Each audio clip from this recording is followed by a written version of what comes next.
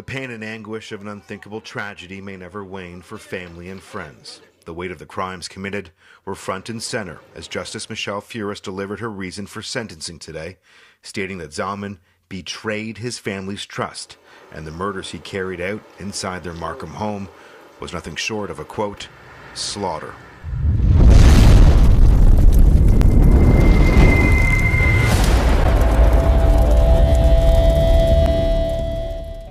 Ini adalah gambar rumah keluarga Zaman yang terletak di Markham, Ontario, Kanada. Jika diperhatikan dari segi luaran, rumah ini kelihatan begitu cantik. Namun, tiada siapa sangka rumah ini pernah dilanda tragedi berdarah ngeri yang mengejutkan ramai pihak. Perkahwinan Monirose Zaman telah berkahwin dengan Momotaz Begum atas percaturan keluarga. Selepas perkahwinan itu, mereka berdua yang berasal dari Bangladesh membuat keputusan untuk berhijrah Ontario, Kanada bagi mencari peluang kehidupan yang lebih baik.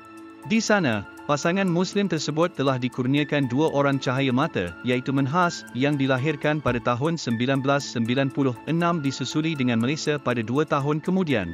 Berkat kerajinan dan kegigihan Monirose yang bekerja sebagai pemandu teksi, dia dapat membeli sebuah rumah yang besar untuk didiami keluarganya. Malah Monirose telah membeli beberapa lagi aset hartanah lain untuk disewakan. Kiranya, Monirose adalah seorang pendatang yang berjaya. Maka tidak hairanlah nama keluarga Zaman begitu dikenali oleh komuniti Bangladesh yang menetap di sekitar kawasan kediaman mereka. Berkenaan dengan Manhas, dia merupakan seorang lelaki pendiam yang lebih gemar menghabiskan masanya di dalam bilik untuk bermain permainan dalam talian iaitu Perfect World. Walau bagaimanapun, Manhas adalah seorang anak yang mendengar kata dan rajin mengikut bapanya pergi ke masjid bagi menunaikan solat. Manhas boleh dikatakan anak kesayangan kedua ibu bapanya. Sementara itu, Malaysia pula berperwatakan sebaliknya.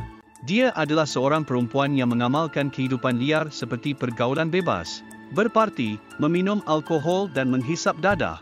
Sejak dari Manhas dan Malaysia kecil lagi, mereka berdua sering diingatkan oleh Monirose bahawa pendidikan adalah teras utama kejayaan. Disebabkan itu, Monirose sanggup bergolok gadai demi pendidikan anak-anaknya. Hinggalah satu ketika, Manhas telah ditawarkan untuk melanjutkan pelajaran ke Universiti York, Toronto dalam jurusan kejuruteraan. Monirose dan Momotaz yang berasa begitu bangga tentang perkara tersebut sering memuji Manhas di depan kenalan mereka. Manhas digambarkan sebagai anak paling boleh diharap dan akan mempunyai masa depan yang cerah. Apa yang berlaku seterusnya adalah Manhas telah gagal dalam peperiksaan semester. Bukan sekali dua, tetapi berkali-kali hinggakan pada akhirnya dia dibuang dari universiti. Enggan ibu bapanya untuk berasa kecewa, Manhas telah menyembunyikan perkara tersebut daripada pengetahuan mereka. Di rumah, dia berlakon seolah-olah tiada apa-apa yang berlaku dan sering bercerita perihal universiti kepada Monirose dan Momotaz. Setiap hari, Manhas akan keluar dari rumah dengan menggalas beg serta membawa komputer riba untuk menaiki bas, lalu pergi ke universiti. Hakikat sebenar, dia pergi melepak seorang diri untuk bermain permainan dalam talian dan bermain game. Penipuan Manhas tersebut berlaku selama 3 tahun. Masa kian berlalu, Manhas yang bertukar menjadi penganut ateis menyedari lama-kelamaan penipuannya selama ini bakal terbongkar jua. Jadi, dia pun merancang sesuatu untuk melegakan kerisauan yang telah melanda di hatinya sejak sekian lama. Monirose dan Momotaz semakin berasa teruja kerana majlis graduasi Manhas bakal tiba. Pada 27 Julai, iaitu sehari sebelum majlis graduasi Universiti York, Manhas tekad untuk melakukan pembunuhan terhadap seluruh anggota keluarganya. Pukul 3 petang, mangsa pertama yang dibunuh oleh Manhas adalah Momotaz. Dia dipukul dengan besi sebelum dikelar pada bahagian leher menggunakan pisau. Sejam kemudian, mangsa berikutnya adalah Firoza, iaitu nenek Manhas yang tinggal sekali di rumah tersebut. Sama seperti Momotaz, Firoza turut dikelar pada bahagian leher. Selepas Momotaz dan Firoza dibunuh, Manhas sempat untuk bermain permainan video dan tidur sementara menunggu kepulangan Malaysia yang melakukan kerja sambilan. Sebaik Malaysia pulang, dia menerima nasib serupa seperti ibu dan neneknya. Tidak lama selepas itu, Monirose pulang ke rumah.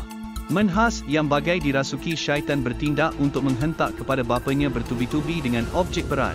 Lagi mengerikan, leher Moniros telah dibelah oleh Menhas. Selesai pembunuhan tersebut, Menhas memasuki ruang sembang dalam permainan talian untuk memberitahu tentang apa yang dilakukan terhadap keluarganya. Pada mulanya, rakan alam maya Menhas sekadar beranggapan cerita pembunuhan tersebut adalah sekadar jenaka. Namun hanya selepas Menhas menghantar gambar mayat dan bersuah foto sambil memegang pisau yang dibasahi dengan darah, barulah mereka benar-benar mempercayainya.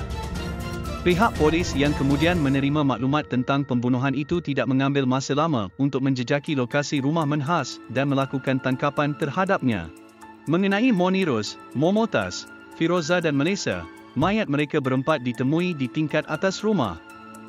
Pembunuhan keluarga Zaman ternyata sukar untuk dipercayai oleh masyarakat setempat memandangkan Menhas adalah anak kesayangan ibu bapanya serta dilihat lelaki muda yang langsung tidak bermasalah. Menerusi keputusan perbicaraan kes, Menhas yang didapati bersalah atas 4 pertuduhan membunuh telah menerima hukuman penjara untuk seumur hidup tanpa sebarang peluang parol selama 40 tahun.